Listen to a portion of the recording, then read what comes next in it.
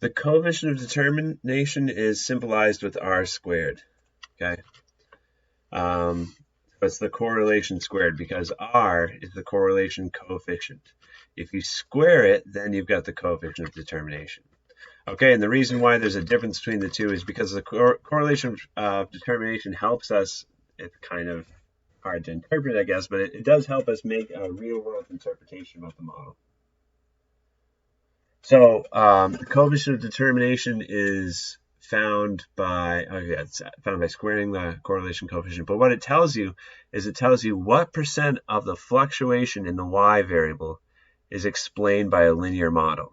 So if it's r squared equals 0.6, that means 60% of all that scatter in the y values can be explained by a linear model. The other 40%, we don't know. Could be anything else. Could be error in collecting the data or anything else.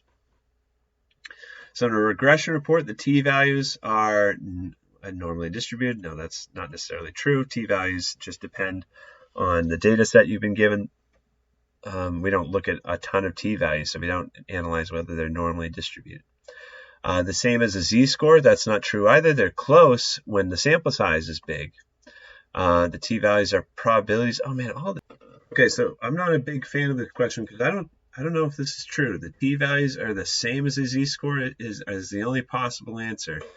I mean, the calculation, the formula is the same, but it implies that t and z can be the same thing. T is talking about the student's t distribution, and z is talking about a perfectly normally distributed variable. Look, t-values are not guaranteed to be normally distributed. In fact, they're often not, because you're getting a lot of different t-values for a lot of different reasons. There's no reason to suspect that they'll all cluster around the mean. They're not probabilities. They can help you calculate probabilities, but they're not probabilities. They are typically used, so that's wrong. So that's the only possible right answer. But I want to give you an example of how those help. Like this is a coefficient. Here's a t-stat. Here's a couple of different t-stats for a house.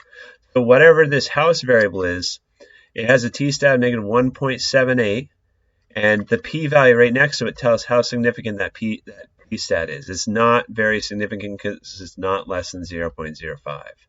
So house doesn't help us really predict for the y variable that much.